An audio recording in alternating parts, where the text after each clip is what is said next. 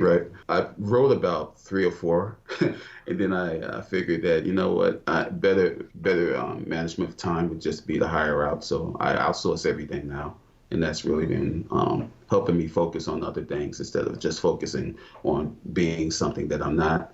I can work on the website on the back end. So yeah, outsourcing has been a great help for me.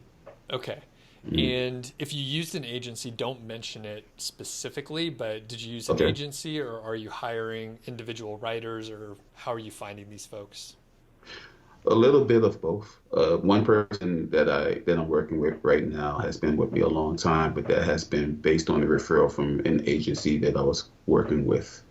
So that kind of worked that way. They referred that person to me, paid them right, and they will not leave, and I don't want them to leave. And I just actually, as of this week, hired on a new person from, I don't want to mention what website it is, but it's a really well-known website.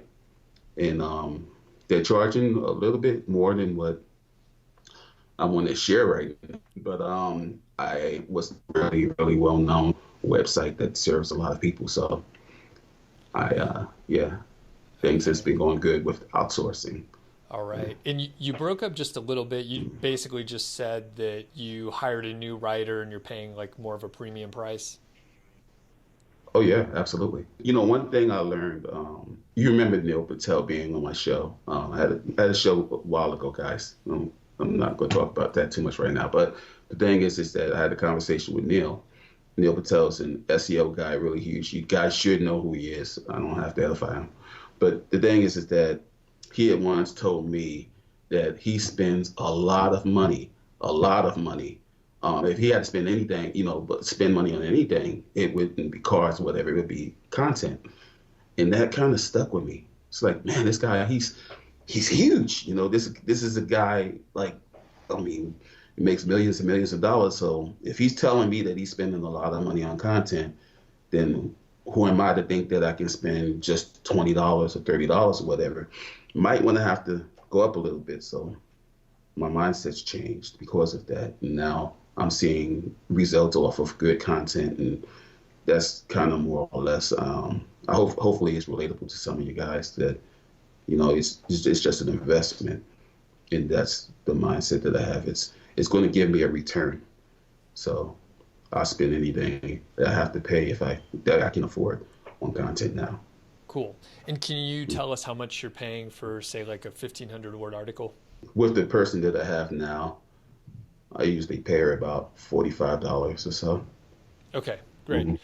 And I've done a lot of content for different sites and hired different folks. And I've, worked with people that would write 1,000 to 1,500 words for about, 15, $20. And I've gone up to, 60. So one writer that I've worked with for a few years, I like her a lot. I don't have to give her any Hmm. instructions. She uploads directly into WordPress. She does a great job.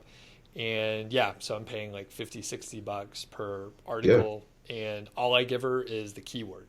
It's great. right.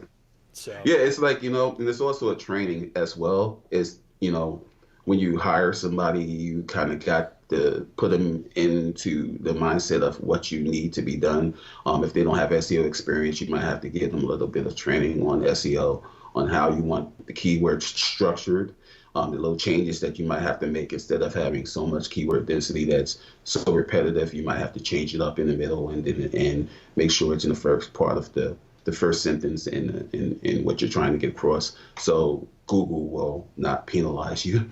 But the training is very important to tell them exactly how you need your content structured.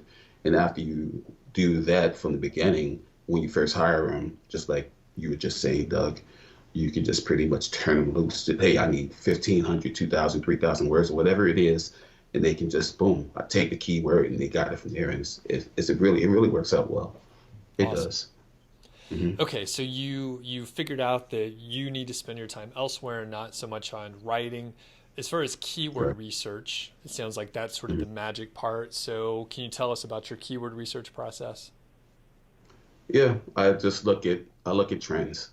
I make sure that something is trending and not taking a nosedive. If it's something that's taking a nosedive and it's consistently going down, then I won't work with it. If you're using Amazon, one of the things that I do is that I look at how many reviews are on that particular product and how recent those reviews were.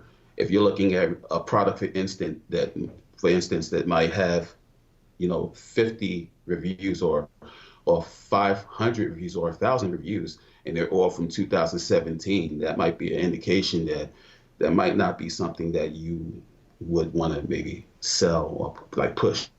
And another way to support that is to go into trends, and trends is going to also give you some more feed on whether or not that product is selling, or that particular niche, if you're just starting out, is a good niche to get into. You look at the trends, you look at what's selling currently, what has current reviews, and I use those as markers whether or not it's something that I want to pursue and push.